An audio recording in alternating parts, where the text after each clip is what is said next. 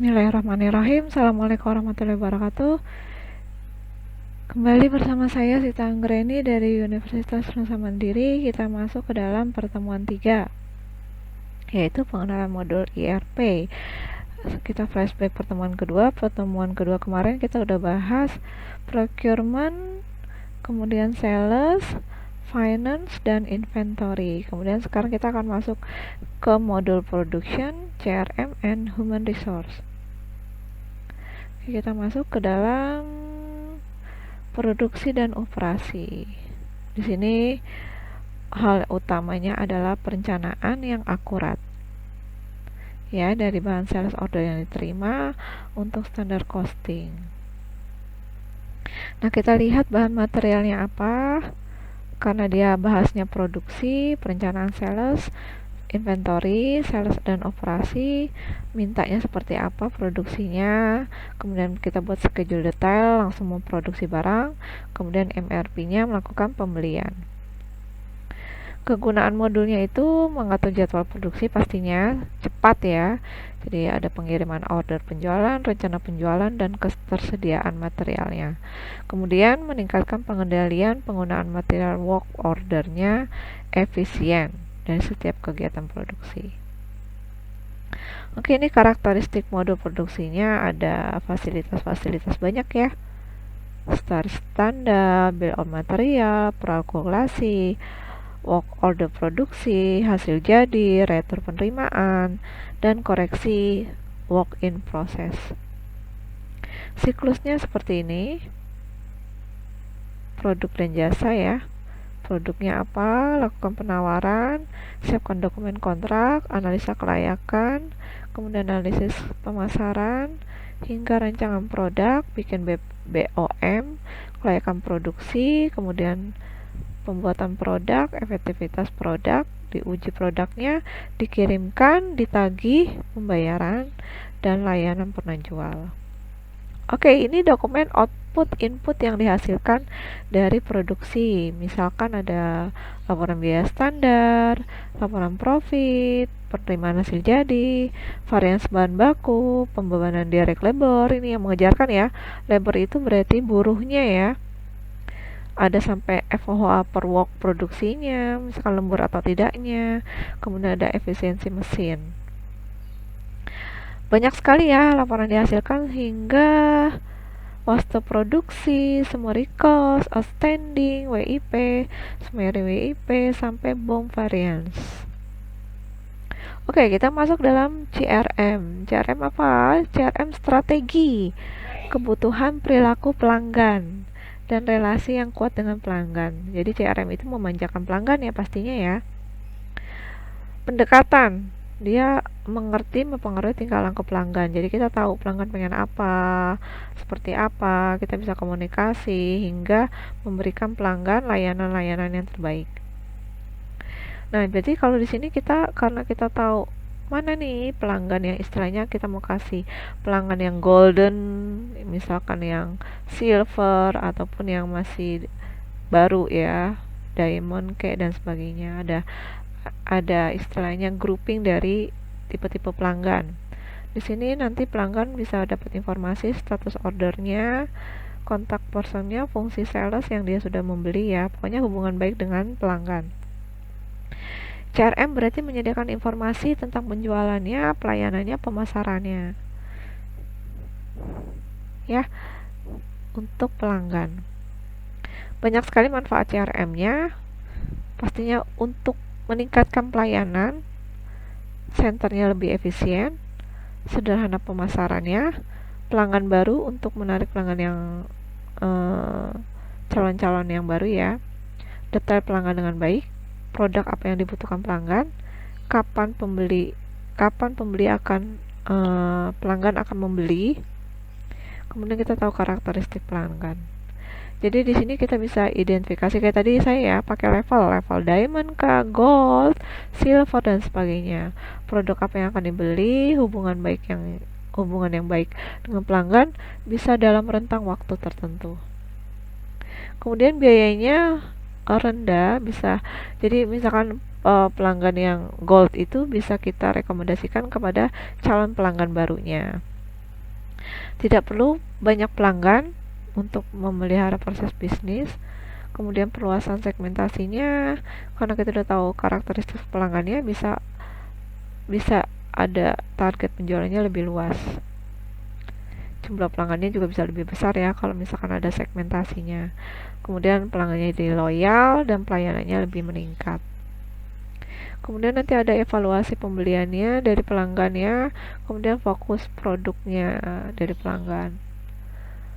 Usaha agar CRM dalam IT development. Jadi persiapannya ada alokasi waktu, uang, dan tujuannya komitmen dari top manajemen untuk pelanggannya ya, strategi menarik pelanggan, kemudian penyesuaian proses berjalan, pelatihan aktif tiap pengguna, dan integrasi sistem. Kemudian tingkat keberhasilan CRM itu mengurangi pembuatan laporan, mengurangi biaya proses bisnisnya, meningkatkan kepuasan pelanggan, meningkatkan produktivitas, meningkatkan penjualan pastinya. Dan ini laporan yang dihasilkan dari modul CRM banyak sekali.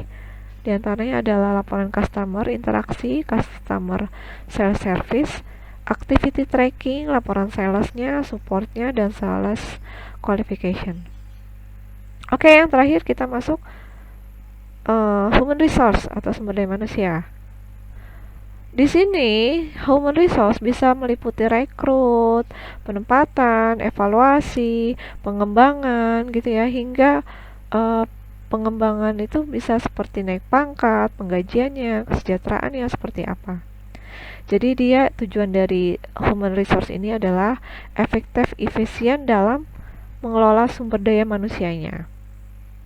Sistem SDM itu mendukung perencanaan, kebutuhan personel, potensi karyawan, mengendalikan kebijakan dan program personel. Jadi human resource itu HIRS ya. Dia itu punya strategis di dalam suatu organisasi, meliputi apa nih ya tadi yang diuraikan ya tadi awal.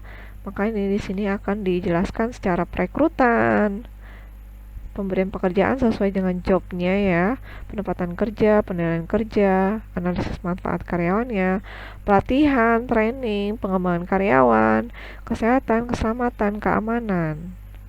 Nah, ini sistem strategisnya, sistem taktisnya, sistem operasional di dalam sumber daya manusia. Banyak ya. Strategis, taktis, operasional. Operasional ini yang dilakukannya itu bisa meliputi rekrut, jadwal tenaga kerja, keahlian, evaluasi, pengendalian penggajian, sampai administrasi tunjangan. Taktis, strategis ke depannya ya.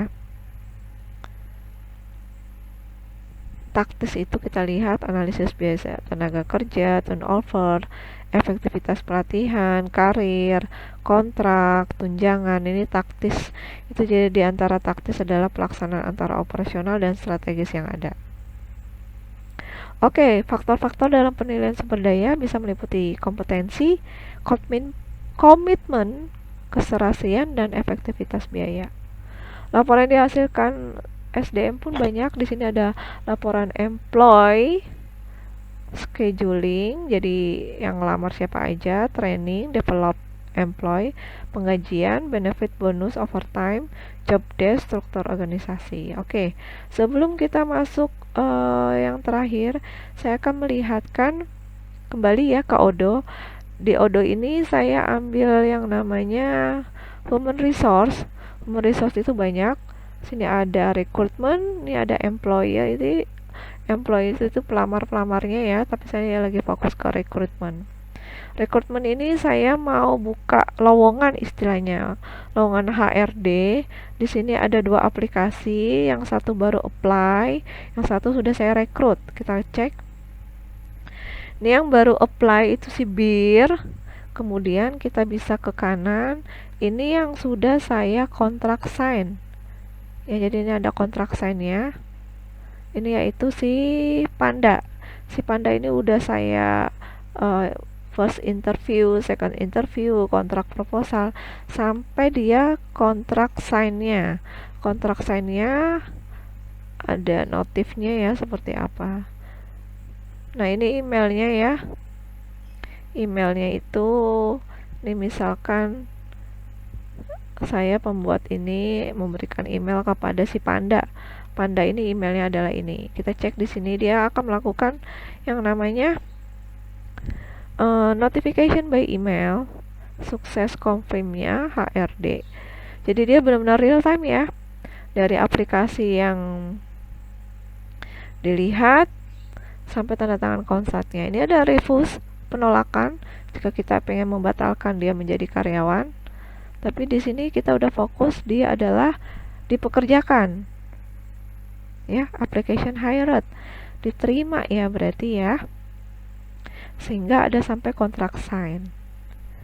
Ya, itu adalah laporan-laporan yang dihasilkan, dan alurnya sesuai tadi ya, saya alurnya lagi rekrutmen itu tadi menghasilkan, oh ya sampai lupa satu lagi, di sini pun ada yang namanya reporting analisis. Di sini rekrutmennya HRD sudah terpenuhi karena satu sudah tanda tangan kontrak ya. Di sini ada juga ada statusnya, tanggalnya ya, bisa kita lihat. Nah, ini untuk filter-filter yang lain, karena ini kan tabelnya kita punya 2 apply, HRD-nya 2 apply dari bulan Agustus. Itu laporan-laporan dari analisisnya. Dan berfokus pada recruitment. Jadi human resource itu banyak, bisa recruitment, tadi employ, sampai penggajian, dan sebagainya. Banyak ya.